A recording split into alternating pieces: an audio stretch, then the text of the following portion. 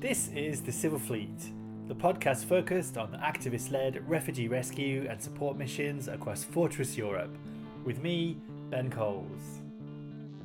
Today's episode is going to be focused on the Nadir, a sailing ship operated by the German group ResQship. That's ResQship. We're going to speak with Hannah and James, two medical doctors who worked on the ship recently. They're going to tell us about a rescue that took place in May, in which the crew found about 66 people, and amongst them was 2 dead children.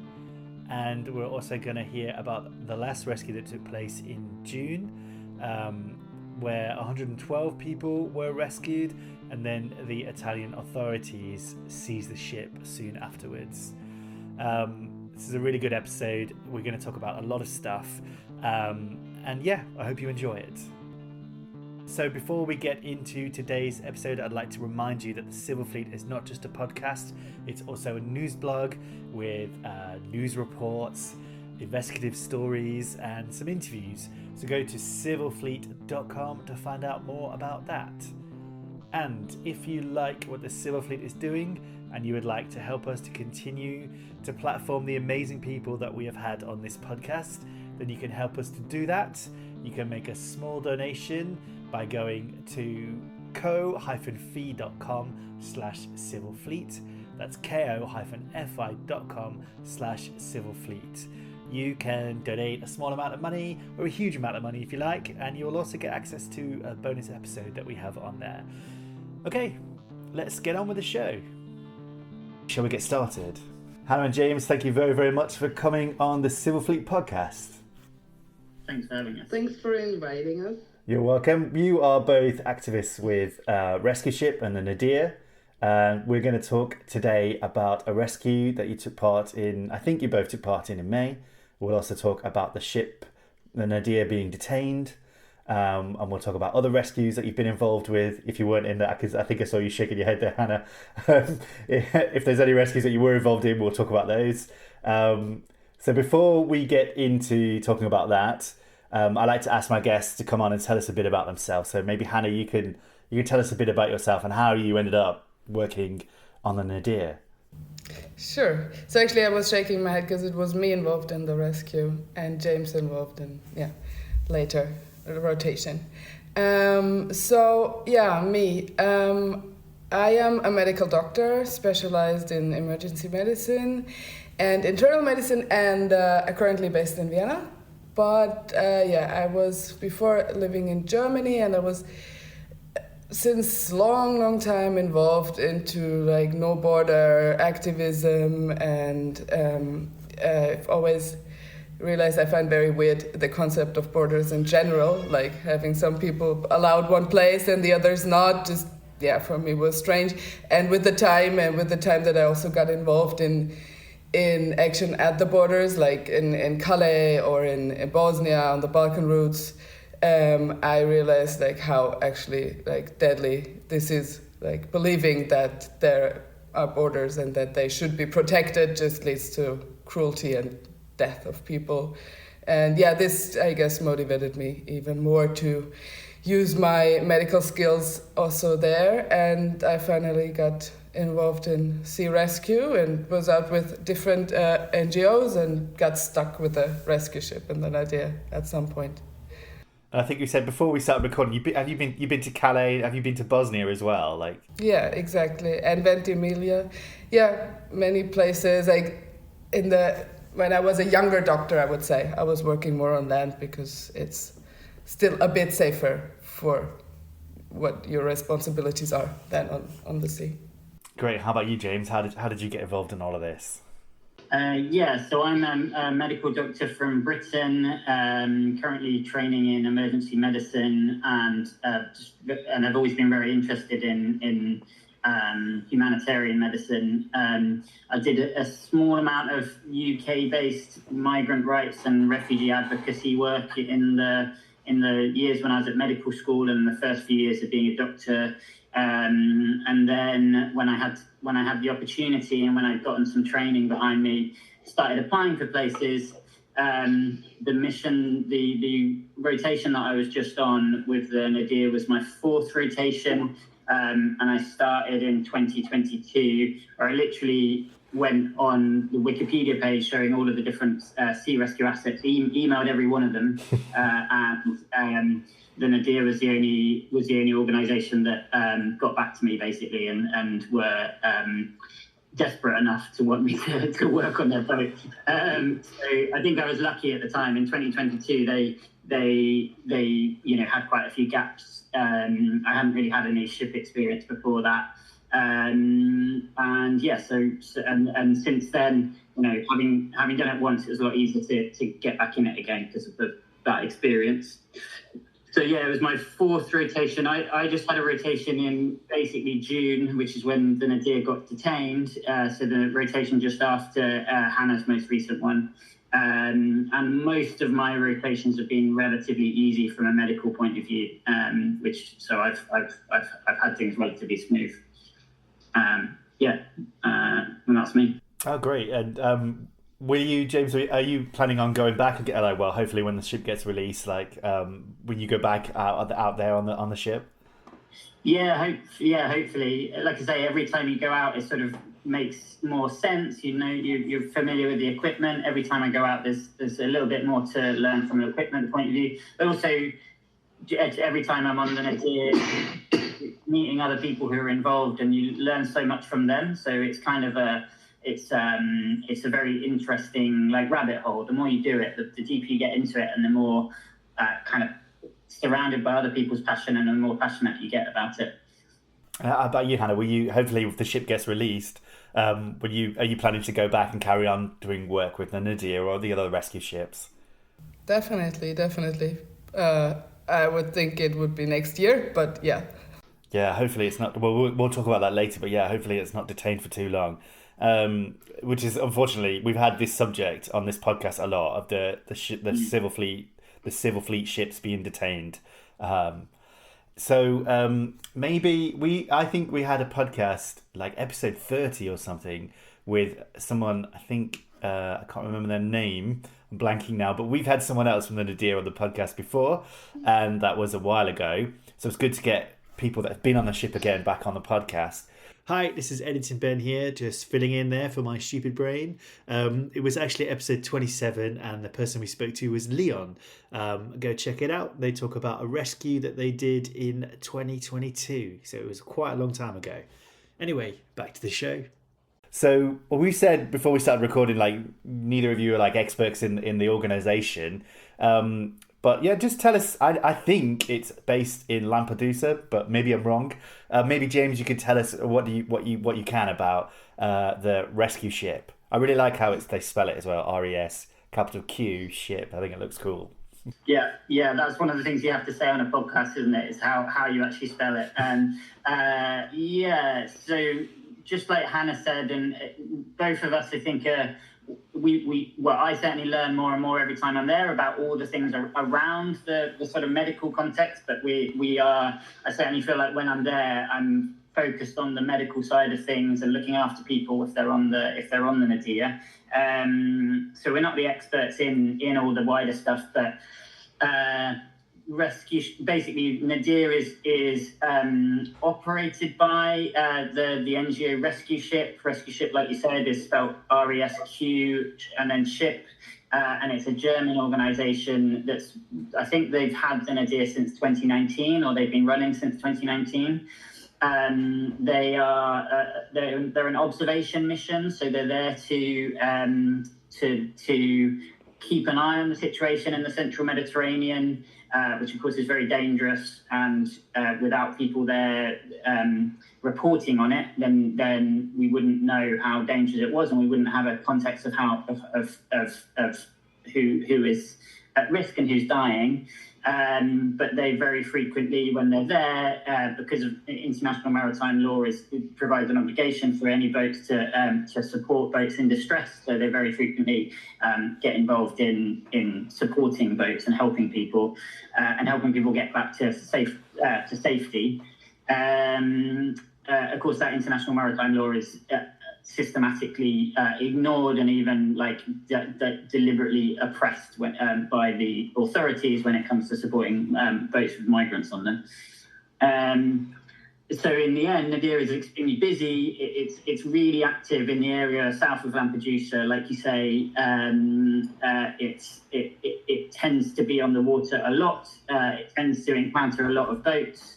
And since 2021, this is stats from ResQship. The Nadir's assisted over 12,000 people in distress in that area. And the Nadir itself is a very beautiful 18-meter sailing boat. It's got a crew generally of 7 people, which includes a captain, a co-captain, a coordinator, a communicator, a rib driver, a technician, and a medic and a second medic. It doesn't add up to 7 because there's lots of people doing lots of jobs. And yeah, in my experience, they're always really lovely teams and people with huge amounts of experience and knowledge. Yeah. That sounds really good. That was a really thorough answer. Is there anything, Hannah, you wanted to add to that? Anything else you wanted to say about the organisation or the ship or anything? I think he made a wonderful summary. Like, did you say it's a sailing boat, right? Like it's a motor sailing boat. It's 18 meters long, and it is indeed beautiful, and it can also like take on board a lot of people. Like you wouldn't think. You see the Nadir, it's a small yacht among all the other ones, and then suddenly you find yourself on the ship with like, I don't know, 60, 70, 80 people, and still it holds them, you know. I mean, although this is not a thing that should be done, but it has to be done sometimes. Yeah, that's true. Like, this is something I say on the podcast a lot. Is like, it's always amazing talking to people like you who've been out and done this. And I'm really lucky. I've spoken to lots of people who have been involved in these kind of things. But you shouldn't be at the point, like, as amazing as it is what you do, you shouldn't have to do this, right? It should be the states, it should be the governments with the tons of money, or the organisation, and everything ready to go. Yeah, that's always worth pointing out. And so it's a slightly insane situation that you've got this sailing boat. I mean, it's just not a rescue boat, you know. And that's one of the problems with what's happened with the detention is these boats they're an attempt to plug a gap, and that gap is a deliberate and systematic gap created by the authorities. But sailing vessels should not be, you know, primary actors in having to assist lots of boats. I think this is just interesting for people listening.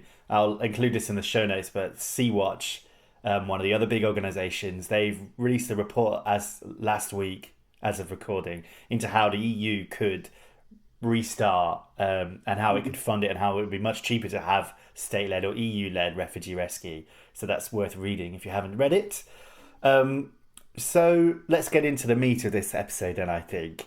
I contacted ResQship a while, I think last month in May, when just after the rescue of 60, I think it was 62 people, maybe it was more or less.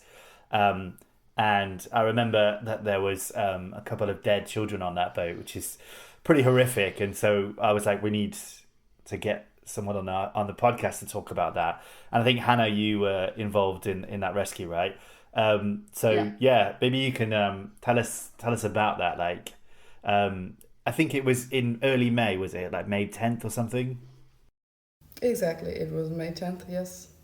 And we had just like been patrolling, and then we were called by a Frontex asset, actually, like a Frontex airplane, who told us that there was a rubber boat in distress, and that there was, like, we realized there's no other vessel around, so we went there. I'll just say that for most people listening will know what Frontex is, but if you don't know what Frontex is, it's the European Border and Coast Guard Agency. I think it's one of the most well-funded EU institutions, but I could be wrong. But yes, so I might just interject occasionally with the explanations like that. So yes, Hannah, sorry, continue.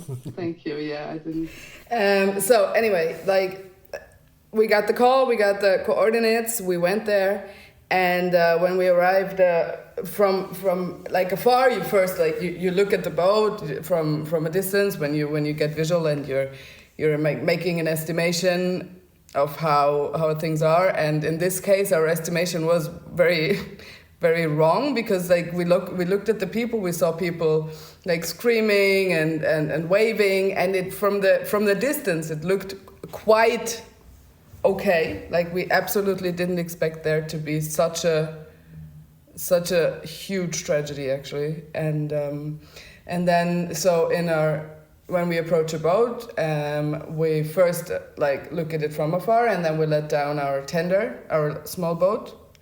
And this then goes with a smaller crew, including a communicator, to the boat in distress, and does an assessment and hands out life jackets, and they report everything back to the big ship, and then we see how we proceed.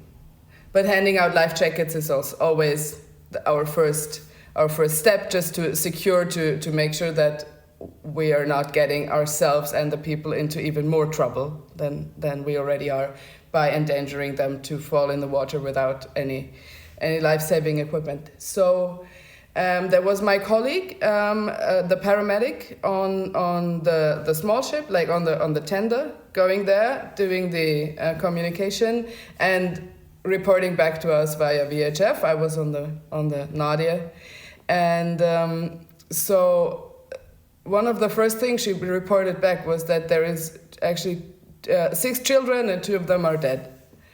And when we heard this, of course, like we were shocked. But also, like, for me as a medic, the main question is, like, are we sure that they're dead?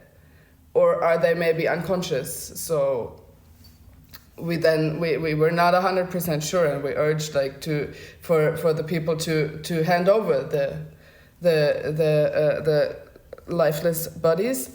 And then my colleague, she realized when she received them, they were actually both 2 years old. She realized that they had been dead for a while, and she then had a great thought, I think, is to ask to hand over also the other small children, the ones that are still alive, to bring them actually to our ship first, because if we don't know what has actually killed the small children, then the others are probably the ones in most danger. And so, yeah, I was then on the ship receiving the two very small babies, like 4-month and 9-month-old, who were alive but quite lethargic, which is medically spoken something very bad. So a child that screams is always, or almost always, better than a child that doesn't scream anymore and also doesn't react to what you're like handling over and like trying to animate it. Nothing.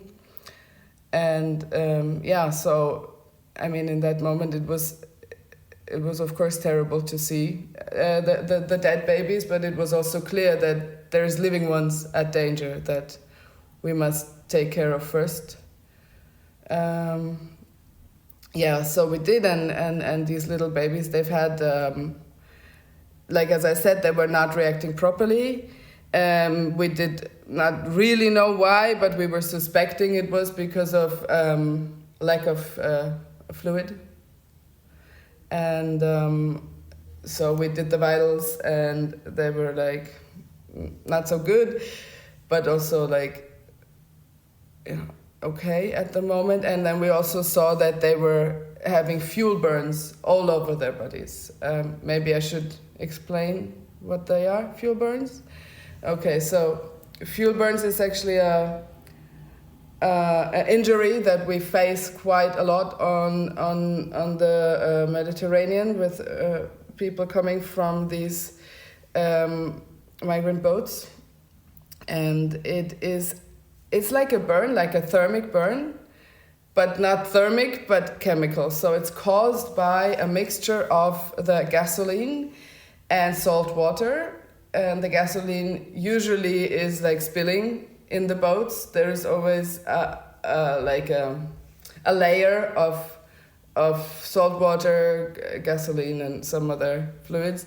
And if people sit in this for a longer time, they will suffer these burns. And so they look like normal thermic burns. They feel like them. You can see people really screaming in pain from it. It must be incredibly painful. And it is very important to treat them early on, because the longer the people are exposed to this, the bigger they get. And then of course you can imagine if you have like a big region of your body like having no skin or broken skin, this is where infections come from, especially in these situations where the hygiene is poor, and this is actually life-threatening then. Can I ask about the burn? Like, is the chemical burn is that like a burn? You know, like if you touch a hot kettle, or you touch it, like it's instantaneous pain, or does it like slowly build up? These like I can't imagine what it's like. I don't know if it's like slowly builds or if it's like ow, it straight slowly away. Builds. I mean, you mean the pain or the burn? The burn, like it's slowly. It takes time. It takes time. Definitely takes time, but when it's there, it is like an actual other burn, you know, like the skin is broken, it hurts, and it gets infected, all of these things.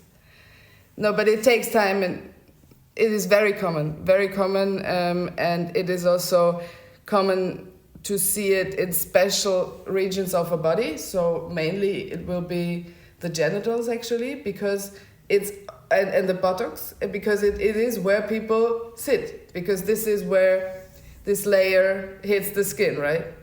And so it will be a lot of genitals. It'll be a lot women affected, because they usually are sitting inside of the ship more, with the men more towards the outside. And with these babies, I guess they were actually like lying down in this. But on this ship, actually later, like after we had stabilized or also evacuated the very unstable people, we realized that every one of these people had fuel burns, only in different degrees. So yeah, all the women were suffering from it, even sometimes like full body. This is something for me that was new, like even all of their stomach, all of their backs. And also the men, they've had like mainly their genitals affected. So we try to shower the people. This is what you do, like mainly you stop the exposure, right? So you take off their clothes, you give them a possibility to shower, which also already hurts a lot. And then there is a special dressing protocol you follow. Yeah. So, well, these babies, we've washed them and gave them glucose and stuff, and then we've asked to bring the mothers of the babies on the ship, of course, because like when you have more, that's also the thing, like a mass casualty actually is a catastrophe on this in these like situation on a ship, because you have one doctor, one medic, and you might have at once, I don't know, like 50 patients or something, you know, because often what happens to one person will happen to a lot of them, like say, be it being in the water, being dehydrated, or having fuel burns, all of these things. So so we brought the mothers on board, and they were sitting with their babies then, and the babies were getting some formula. They were like getting more stable. And then I actually got the call that somebody had just collapsed in that moment on the rubber boat. So people were still on the rubber boat. And then also the evacuation of a rubber boat is not so easy, because like if somebody's had collapsed like this guy had, lying in the middle, it's not so easy to get the person out. So it took a bit, and then I was expecting this man to come and being unconscious, and then he was brought to the ship, to the medical area, and it turned out actually he was dead. He had no circulation of blood anymore, and since he obviously had just collapsed in that moment, we also started CPR, and that was actually quite a professional, good CPR despite the circumstances, but it was not possible to. So we had to stop at some point, which was also very tragic because everyone who had died on this ship, including this man, they were traveling also with close relatives, and it was very hard to see how desperate his brother was, who was younger than him actually. So this man was about 30 years old, and they had obviously done everything together on this trip, and then suddenly this brother, he's alone, and he was very much in grief.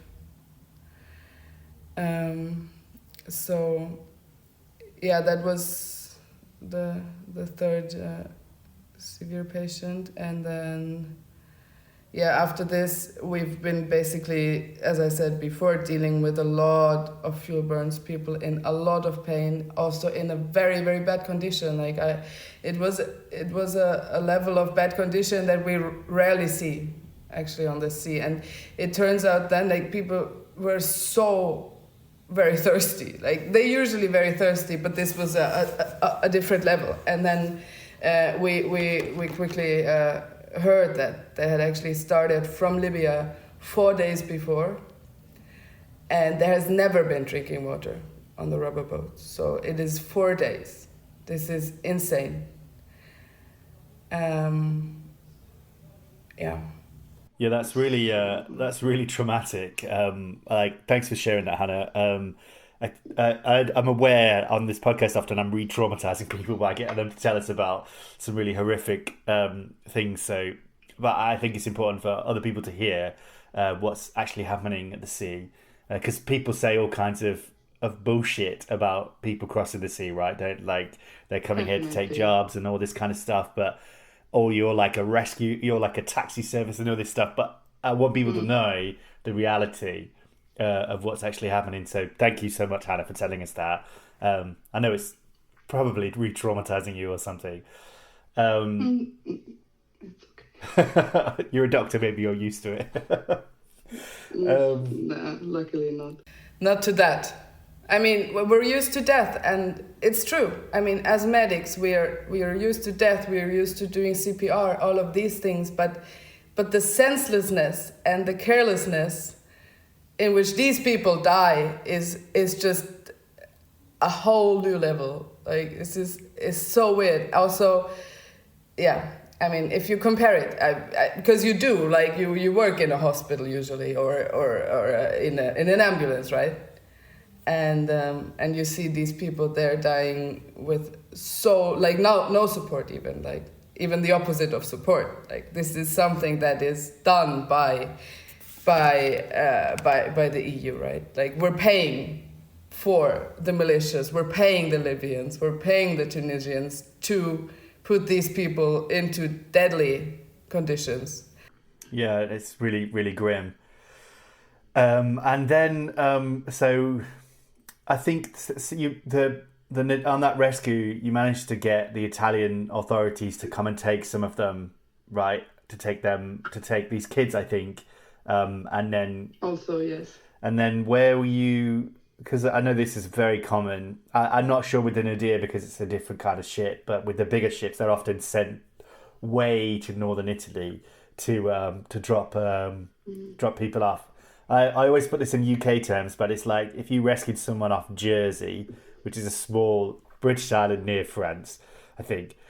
If you rescued someone there and then the authorities told you to drop them off in the Shetland Isles all the way north of Scotland, it's so far. And that's like the distance. I think it's probably further than that in some cases. But I don't know in your case. Did they send you to Lampedusa or where did you go? Yes. So the Nadir has been lucky in the past, or like it's also because of the constitution of the ship itself. Like it's a sailing vessel, it's small. We usually get Lampedusa assigned as a port of safety, and it was also the case in this situation. And yes, you're right. The Coast Guard, they took off 6 people that we estimated as critical, like these children, and so just in order to bring them to Lampedusa more quickly. But all the other people, they had to stay on our ship for 12 hours in these very bad conditions they were in. And when we arrived in Lampedusa, it was in the middle of the night. And also sometimes when you arrive in the day and things are well organized, you will find doctors on the shore that you can do a handover with. You can discuss quickly and be like, okay, I think in this case we need treatment now, and this faculty. How do you say this? Like internal medicine or surgery or yeah. So you do like something like a handover. And in this case, there was no doctor. There were some authorities, but there was not one doctor. Also, not to look at the dead people. So this was actually very strange. And also, this I think is a sign of this of this apartheid system you have in.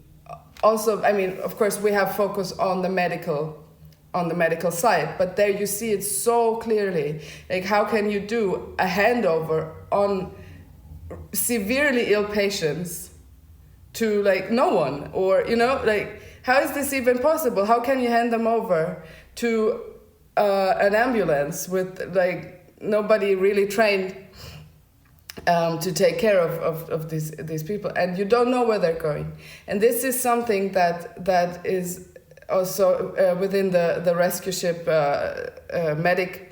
medic department has been discussed often, and also some of our colleagues now have taken like action and are trying to promote a better, how can I say, a better following of our patients on land. And I mean, it's clear we cannot accept that patients we treat then go into a like third-class medical system once they're on land because they're not Europeans, you know. And this is actually what happens. They're very rarely brought to the official hospitals or official doctors. They are usually brought to the hotspot, where there is like a hotspot hospital, and they're like being led into these like parallel structures where they just vanish, and they also vanish for us. So we cannot follow up what happened to them, which is very strange. We cannot do a good handover to the person that will actually be treating them. And this is something I think also we as doctors, we should oppose to that. We should not accept that. We have this, like you say, sick people, but as soon as they arrive on shore in Italy and in the EU, their medical problems and their vulnerabilities are a second issue. That they're migrants as far as the EU is concerned, and as far as the Italian government's concerned, and they go into the hidden detention centres and get treated by whoever's in those systems, and like you say, disappeared effectively. Yeah, that's something I often wonder, is where do these people go once they get to Lampedusa or Malta or somewhere in Italy? What happens next? And it's like when you said it's an apartheid system, Hannah, that really struck me, because it's like, if they were European, there's no way you'd be handed from one doctor to someone who doesn't know anything about medical things, or sent to like a really shoddy hospital. It's really terrible.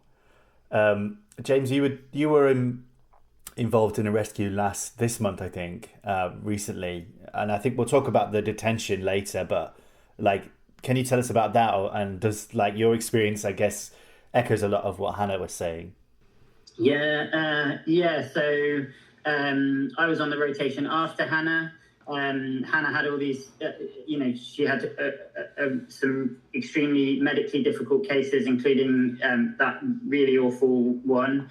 And I was obviously preparing for the worst, and it seemed so we had a few days at sea on my rotation. We didn't really encounter any boats for a few days. We did some training, and then we encountered a boat, and we had basically one boat that we encountered that we had to take people on board, and then we ended up in Lampedusa, and we ended up detained immediately afterwards. So that was, and then we were unable to do anything else after that apart from basically look after the boat and try and improve the resources on it. So yes, and we had this one boat. They were actually the sickest boat that I've encountered, but compared to the things that we've just been talking about with the rotation before, it was nowhere near as dramatic. But it was we found this very large fiberglass boat, and it took us a while it was still going when we found it. We found it in the evening. And they thought that we were the so-called Libyan Coast Guard, which means they did what everybody does. They tried to get away from us. But as soon as we saw it, we knew that there could be quite sick people on board because it was a very large boat and it probably was big enough to have a double-decker, to have an enclosed internal space with people. We were all really worried as soon as we saw it that there might be people on that enclosed lower space, and they're then at risk of fuel intoxication, which is similar and again quite unusual medical problem that we encounter with these boats. It's not a fuel burn, but it's people who are trapped inside a space where there's fuel vapors and they're inhaling it. And that leads people are unable to breathe, but it's also neurotoxic, and people go into comas and people die. And a year ago, the Nadir had a case where they encountered a double-decker boat like this, and the people on the top deck weren't able to communicate the state of the people on the below deck. They either didn't know or they weren't able to fully communicate how things were underneath. But during the rescue, they realized that there was actually 10 people who were already dead in the below deck, and several people who were nearly dead and needed to be resuscitated and were resuscitated successfully. So that was a worry as soon as we saw the boat, and it took us a long time to approach the boat because they were trying to get away from us. And then when we encountered them, and we sent a rib over and we started talking to them, it took a few hours for us to shuttle. There was 112 people in the end on this boat that we had to get off. We had relatively rough sea conditions, like a meter of waves. And until everybody's off, you can't get onto the boat in order to assess whether there's anybody trapped below. And there were people below deck. And when our crew member went on, they put their head underneath into one of the hatches into the space that was below deck where there had been people, and they vomited immediately as soon as they put their head into that space because of they were overpowered by the fuel fumes. And it seemed incredible that anyone could have tolerated that space. Fortunately for our boat, the people that we found, they had only been on the boat for not entirely sure how long, but not more than 24 hours. And so they hadn't started to get that sick. But even the people below deck who were breathing in that environment, but I was really amazed at how sick quite a few of the people were when we got them onto the Nadir. In particular, there was just lots and lots of seasickness and therefore dehydration that we needed. So there were 2 people who were unable to drink because they were too unwell. One person became quite unresponsive after we got them on board, and they weren't anywhere near, I think, as sick as obviously as the people that Hannah encountered. But the impression I got was that he was very dehydrated from seasickness and being unable to drink. And then the exertion of getting from that boat onto the Nadir was too much for him, and he became unresponsive. He needed a bit of oxygen, and he needed intravenous fluids. And there was another woman who also needed fluids.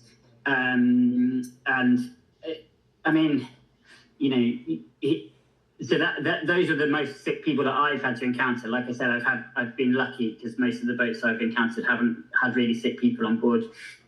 This one guy, he was super sick when I met him, but it was really nice to see him the next day because, like everybody else, the next day we had disembarked them in Lampedusa, and then we actually saw them when they were being re-embarked onto a ferry leaving Lampedusa to go to Sicily, where they then get sort of further processing in the migration system. And he was smiling, and he was a friend who had been incredibly supportive when there was a guy there who was traveling with him. I'm not quite sure their relationship, whether they'd been traveling for a long time together or whether they were good friends or not, but there was a guy there who basically helped us drag him into the sort of space that we have in order to help treat people, and spent the whole night with him, you know, trying to force feed him water effectively, trying to get him better. Was him and lots of other people on the boat were, even though there was all the seasickness, like we had to give seasickness tablets to most people that we encountered. So many people were trying to help and be as be a part of the effort basically for us and for them. Like they were helping us cook food. It was a really, it's always incredible to see like the resilience of people that you get off these boats, and they've just had an awful traumatic time, but they're still full of energy and actually like a pleasure to interact with. But yeah, that was the sickest boat I've encountered, and they'd only been at sea for 24 hours. If they'd been at sea for another 24 hours, which is the kind of time it would have taken them to reach land and to reach any kind of safe destination, then I think that they're very likely to have had people on board who might have been dead from fuel intoxication or from dehydration. So yeah, it's good that we found them when we did, basically. Yeah, it sounds definitely. And then so that was 112 people all on the Nadir. That must have been pretty cramped. Yeah, it was fairly cramped.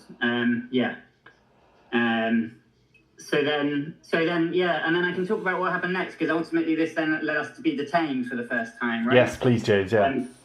So we took these people on board. We communicated with the authorities throughout, which we always do. You know, from the very start, we're communicating with the Italian authorities. We also try and communicate. We're duty bound to try and communicate with the Libyan and the Tunisian Coast Guard. We were actually in an area that they are in theory responsible for, the so-called Libyan Coast Guard, which is actually militias that are embedded within the detention and torture system there. But they don't pick up the phone. So you know, they're both incapable actors and also completely actors who cannot be considered to be in any way responsible, and certainly are not there to save people or to help people.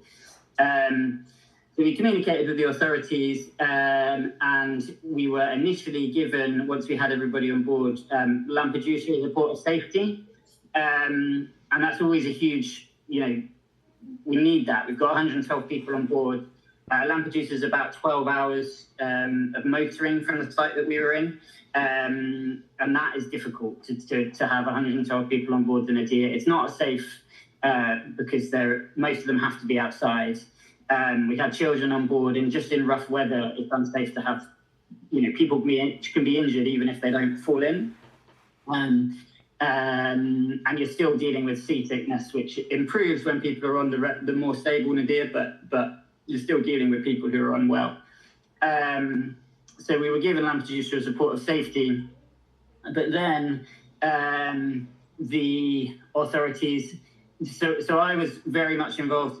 You know, there was real experts in this on the Nadir who have been involved in the more of the communication and the kind of assistance and rescue side of things. They're much more than me, and were much more involved with this and could give a better story. But as I understand it, there ended up being this flurry of communication from the Italian authorities based in Rome. And they started asking us questions about the exact state of the people on board, the exact state of the Nadir. And then they said that what they wanted to do was take off the vulnerable people, the sick people, move them onto a Coast Guard boat that would take those people to Lampedusa, and then reassign us a port of safety of Porto Empedocle, which is on the south coast of Sicily, which is something that the Nadir's never had to do. We would then be having fewer people on board, but still lots and lots of people, and we'd be having to motor an additional 22 hours in order to get those people to safety. There was a whole load of radio communication with the local authorities that then seems to have been kind of, it's not mentioned in the narrative from the detention paperwork that we then received. And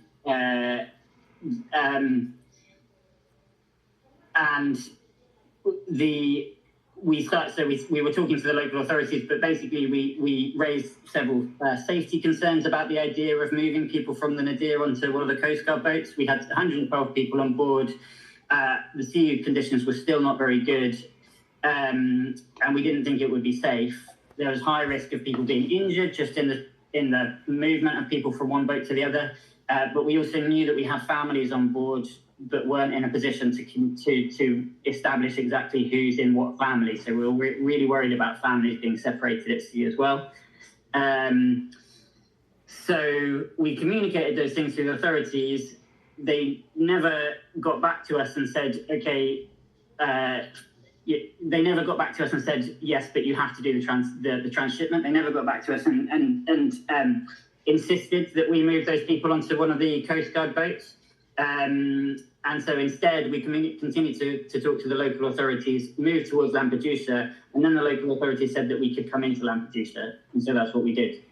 When we were in Lampedusa, we disembarked people, cleaned the boat in a flurry of activity to get ready to go again the next day. And then the next day found out that actually we weren't allowed to leave and we'd been detained. Which was a complete surprise to us because we thought basically everything had. We didn't refuse to go to Porto Empedocle. We just told them that it wasn't going to be safe to move people onto one of the Coast Guard boats, and then we thought they'd dropped it effectively. And I think, like, I'm not entirely sure, but I'm fairly certain that the international law of the sea requires boats if you rescue someone to go to the nearest port of safety, right? And Lampedusa is clearly the closest place, right? Not Porto. Is it Porto Empedocle? I'm pronouncing that wrong. Porto Empedocle, yeah. I mean, the International Maritime Code probably says that, but what we're then dealing with now is the Italian government's newish laws that they have brought in specifically to make the rescue of migrants, people on the move, harder, and that they directly contravene the principles of those international maritime laws, but also are superimposed upon them and try and make it harder. So this is the Piantedosi Decree, which is a law that was initially brought out in January 2023, which is just a few months after the Meloni Brothers of Italy, which is basically a fascist government, came into power in Italy. And the Piantedosi Decree introduced that if people are involved in sea rescue from boats in the Italian area, they have to immediately tell the Italian authorities. The Italian authorities will then give them a port of safety, and they have to stop all activity and go to that port of safety. And the port of safety is given to them by the authorities in that moment, and that's very disempowering. So it's no longer the closest port of safety; it's the port of safety that the Italian authorities give you, right? The Nadir is in a class of boat as a sailing vessel, which has been recognised that it has to go to, that it isn't capable of long sea journeys with lots of people on board, and so we've been lucky. And we've been given Lampedusa, which is very much the closest place to that area of sea. But this decree, the Piantedosi Decree, what it's done, and it's deliberate. This is the purpose of it, is that it's allowed the much larger sea rescue boats, civilian assets, to be given these very distant ports of safety. So you have some boats which are designed to be involved in rescues of lots and lots of boats, They can take, hundreds of people on board. They're designed to stay in the area, rescue as many people as they can, and then go to a port of safety and then come back again. But instead, what happens with the Piantadosi decree, deliberately, the purpose of it is that they might pick up a boat with 50 people or one person. They're far from at their capacity, and then they're sent for days journeying out of the area of operation. So it completely and utterly disables their effectiveness, and it also costs them lots and lots of money. So it is also financially crippling for those NGOs. Bless you, Hannah. It's financially crippling for those NGOs as well, because the amount of money they have to spend in fuel for just the days of doing nothing that's worthwhile for the people at sea. Yeah, absolutely. Yeah, it's totally messed up, the Piantadosi decree, really. And also, like, the environmental impact of that must be pretty bad as well. Like, you've rescued one person, send all the way up to the north of Italy. It's just madness, absolute madness. And actually, what I hadn't realised until we got detained and I was talking to people about it is that it's also a mechanism to dissuade commercial vessels. Vessels which are there just as cargo ships or whatever. It dissuades those people from getting involved in fulfilling their duties under international law to boats. But when they do, which is very rare, but it did happen with a boat, with a very large cargo ship assisted on an operation that I was involved in 2 years ago, they were then sent a point of safety, which was almost Genova, about as far away as you could possibly be in Italy. And that means that this huge cargo vessel suddenly is out of its ability to do its job for 7 days, costing lots of money in fuel. You can imagine that the captain of that boat is not going to do that again. He's probably going to, really face significant consequences from his employers for being involved in sea rescue. And so it also dissuades just anybody from being involved. But its purpose really is to try and cripple the civilian search and rescue people. Yeah, it's like evil genius, like this thing. It's just like before, Italy just used to block ships from coming in, right? Would not allow them, or it would take several days before they got permission to come in. And now it's this evil genius plan that is terror. It's awful. That reminded me again of like what Hannah said. You said about this apartheid, like border apartheid, like. People, like, you've had 112 Europeans crammed on a tiny sailing ship. There's no way they'd make you stay at sea for an extra day or so, right? It's just not going to happen. No, dude. Like when I was coming back from a rotation 2 years ago, I was on a few days later. I was on a shift on the ambulance, and we had a call saying like there's water entering a motor yard on the Rhine. And the Rhine is a river, and it was a private motor yacht. And there was, until the end, it was clear that no person is in any hurt or danger. But what we did was collecting 20 people, firemen, how do you call them? Ambulance workers, like doctors, 2 doctors, just on standby on a hot parking lot, in case something could possibly happen because they had a hole in their ship. Nothing ever happened, And this a few days after this. I mean, how is this possible? Like, the money is there, but instead we pay people to pull back people and kill them on the way or there, or, yeah. This is insane. Yeah, basically, if the media can't see it, then the EU's done its job as far as they're concerned. I think that's one of the reasons why the European governments are so harsh on civilian rescues. They don't want any eyes in the sea, do they? They don't want anyone to see what's actually happening. Mm-hmm.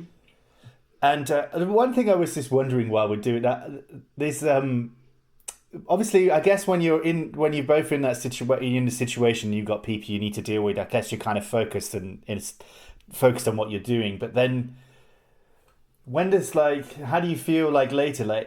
I could just imagine just feeling really angry at the situation and maybe not being able to focus. But obviously that would happen. I'm not quite sure what I'm trying to ask here, but I'm just wondering about how how long into the journey, or is it after? Is it days later when you start to feel like the injustice of what's happening to these people?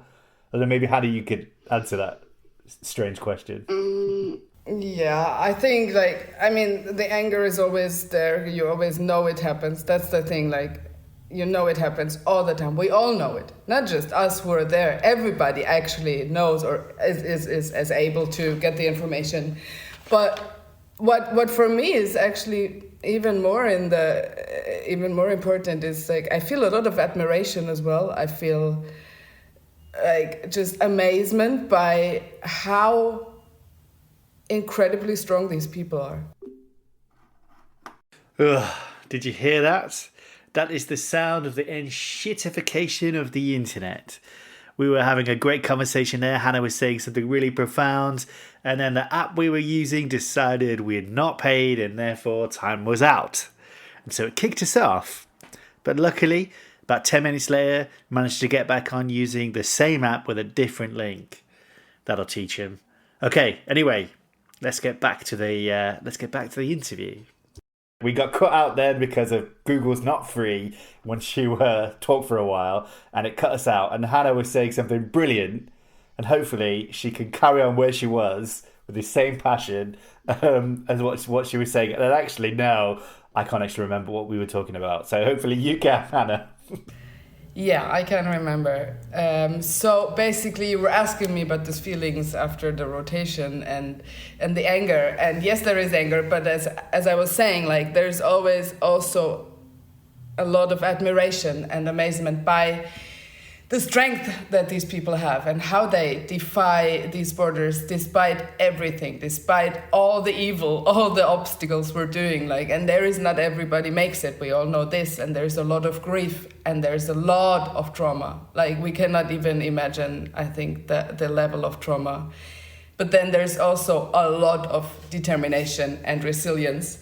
And when I'm on the ship and I'm not doing medical work, I'm usually with the women and children in the area.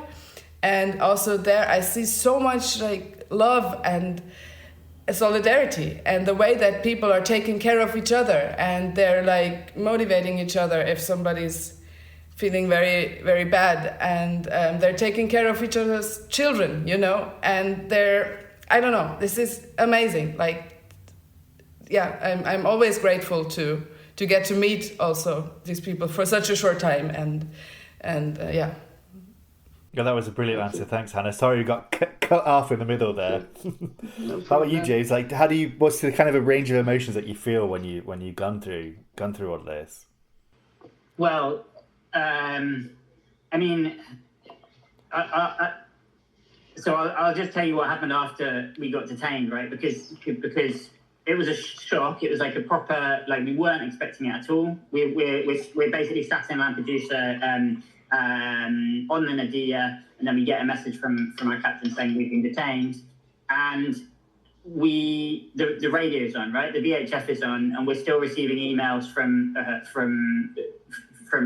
Mayday relays and things like that. So stuff that's going on in the Mediterranean, and with the radio's constantly telling us about distress cases, basically, and we're there, we're ready to go, we've all, yeah, and it's just, I guess anger really is the main thing. Anger, frustration, actually the sense of this kind of pit, you can hear all of this stuff where people are dying, and even, airplanes, even Frontex airplanes are saying, we can see people, they're in distress.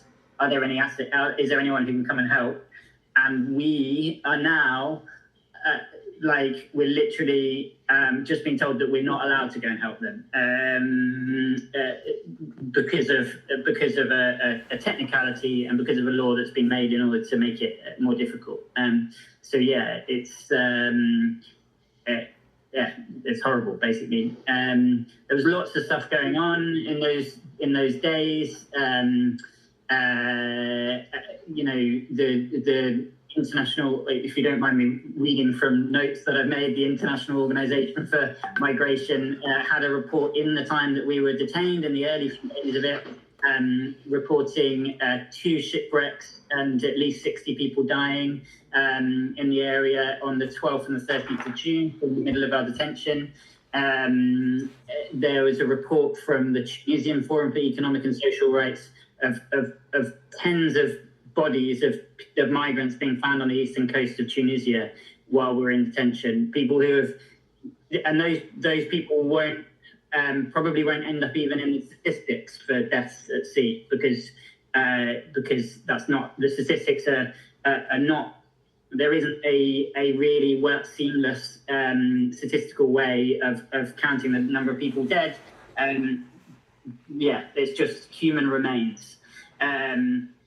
People who are nameless on unknown shipwrecks, and that's happening, and we're stuck, right next to it, and we can't go and do anything about it. So I don't know. I don't even know what the emotional response is, but it's just like, what the fuck, basically. Yeah, that must be like just immensely frustrating to be ready to go and not being allowed for stupid reasons, like made up stuff. It's really awful. And like, I'm not sure, maybe I think that the ResQship and the legal team of the Nadir is trying to get out, trying to end this detention. I don't know if you know anything about that. So it's actually a well-trodden path. Well, no, the Piantedosi decree is a relatively well-trodden path. Like you said, you've reported on tons of detentions in the past. The slight modification to that is that actually the Italian government are continually tightening it up and trying to put more teeth in it and trying to make it more vicious. And I know there's been lots of legal discussions about it since the Nadir was detained. But as I understand it, there's a Flussi decree, which means flow, apparently, which was from October last year. It's tightened up the Piantedosi decree, and some of the conditions in this new tightened up version are what the Italian government has used to detain the Nadir. So there's this very worrying, deliberate escalation of the decree, and now its application in real time for the Nadir. And I should say, not just the Nadir, because within a few days of the Nadir being detained, another boat was detained, the CI5, and it's a similarly, it's not the same model of boat. It doesn't look exactly the same. It's not doing exactly the same things, but it's a small boat in the same area. And it was hit in very similar circumstances, and is now also detained. The detention under the Piantedosi decree, the first detention is 20 days, and there's nothing really that you can do, or as I understand it, there's nothing you can really do to get out in that first 20 days. The good news is that when the 20 days is up, the Nadir can operate again, and it will leave its import to Lampedusa in Sicily now, and unless it should be out again, and that's really the end of this week. It's got a new crew on it now. We handed over to a new crew. They've been sat around in Porto Empedocle. They will have been sat around in Porto Empedocle, actually being very busy and doing training, but I'm sure, like, chomping at the bit to be able to do something, and they will be able to leave at the end of this week and go back to the area and monitor and see what they need to do.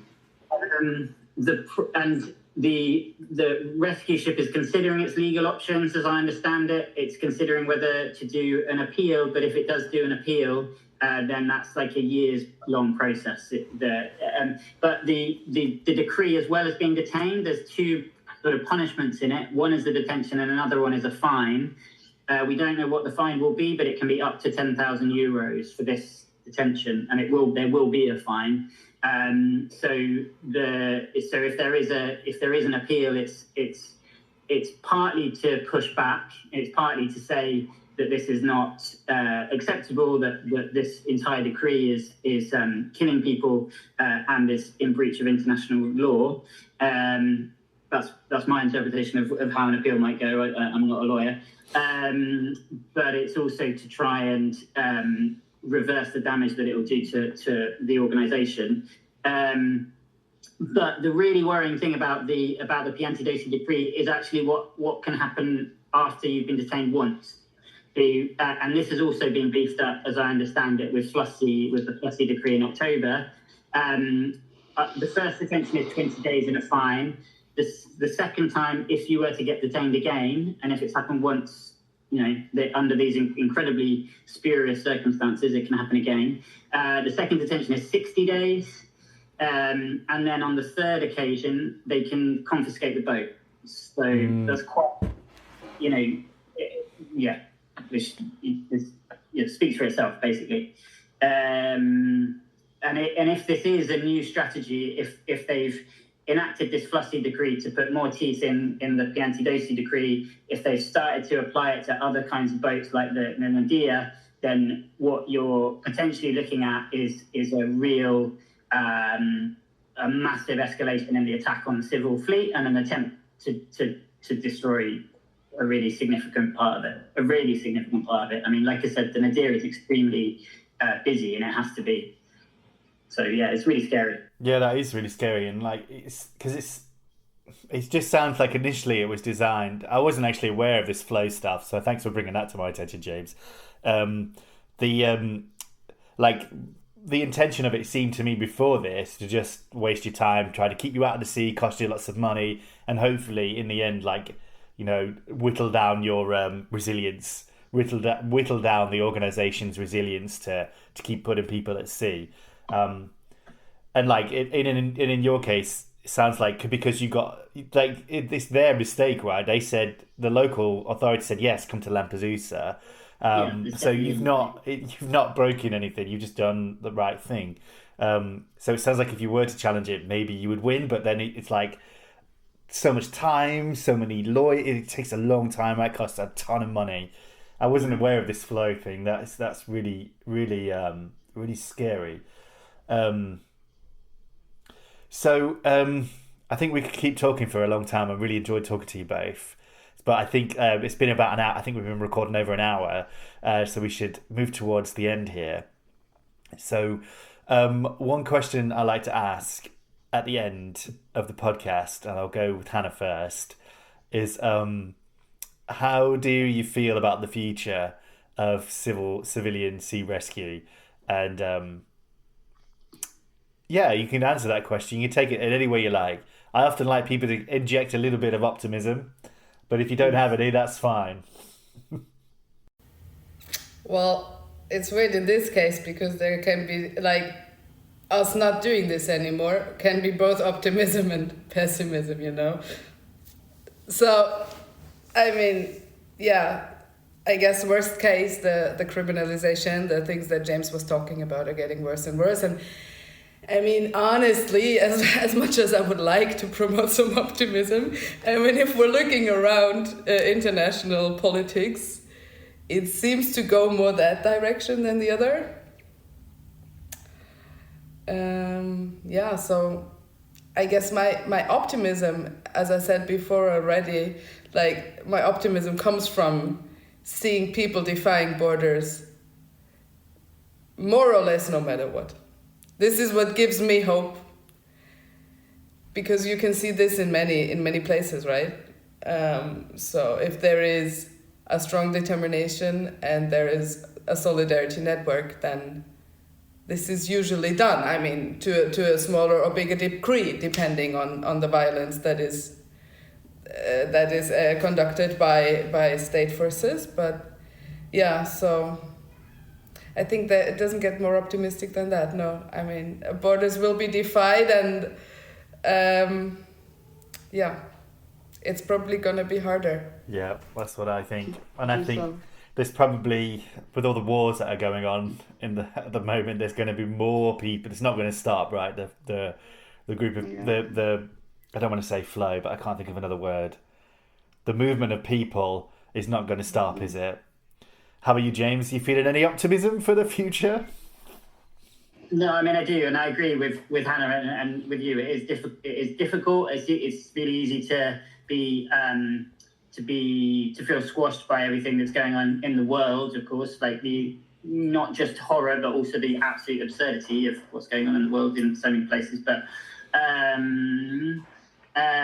But we were forced to stay in Lampedusa for a week, and one of the things that we saw was that gave us a chance to talk to a whole bunch of people there, including people who are survivors of their own migration voyage, survivors of criminalization in Italy as well, and it was, even though we were stuck and we knew that there was other things that we should be doing, it was still energizing to meet those people and to see those networks of people. There's a huge like Hannah says, people will continue to resist these things, and this sort of murderous, like the Fortress Europe kind of walls of AI and steel and barbed wire is this one dark force that we can all feel, but at the same time you can really feel the energy of the movement against that, and that movement isn't going to die. It's amazing in Italy. It's so vibrant in Germany, but it's vibrant in Britain as well. And I don't know where your audience is. Your audience is probably pretty international, but there's things people can do in all of those places and get involved in it. Look, one of the people that I was talking to had done lots of work in Calais, and of course we talk, and I've met loads and loads of people who have migrated through Calais and north of France, and it's an incredibly complicated place there as well, with lots and lots of security problems, and as in it's unsafe for lots and lots of people. But there's also a really vibrant group of people that British people can get involved and try and support. There's lots of way of being involved, and that isn't gonna end. Yeah, absolutely. I think when I'm gonna butcher this now, but like if you act like there is no hope, then there isn't. There's a good, someone said it better than me, but yeah, like I always think that's an important thing to remember. Well, James and Hannah, that was really, really great. I really enjoyed talking with you both. Unless there's anything else you wanted to add right now, we could end the podcast here. All right, brilliant. Thanks so much for speaking to me. I've really enjoyed it. Thanks for coming on the Civil Fleet. Yeah, thank you. Thank you. All right. That was episode 71 of the Civil Fleet podcast. Thank you so much for listening. Thanks again to Hannah and James for coming on and telling us and talking to us so brilliantly about their missions and what happened on the Nadir. Thanks again to ResQship for organising and their team for organising this interview. That's really, really great crew there. And thanks to you. Thanks for listening to the podcast. Thanks for supporting us, and thanks for bearing with me. It's been a while since I've done an episode. My life has been a bit crazy because I've moved house, so I've not been able to get out as many episodes as I'd like, but I'm doing a flurry of episodes. As of this recording, I've just recorded 2 in the last few days. I'm going to record another one tomorrow and hopefully another one next week, so expect a ton of Civil Fleet episodes coming your way. So what do we say? Go check out the blog. Go check out civilfleet.com, and you can find lots of stories on there. I've been writing a bit more recently on the blog, so you can check out new stories on the civilfleet.com. You can also support us by going to ko-fi.com/civilfleet. That's kofi.com/civilfleet, and you can make a small donation there to help us keep platforming the amazing people that we have on here, and to stop me from being tempted to shove this thing full of adverts. I hate adverts on podcasts. Why would you do that? People just skip them anyway. Right, so we should have another episode coming very, very soon, and I look forward to uploading that one. I hope you look forward to listening to it. That will do. Cheers, goodbye.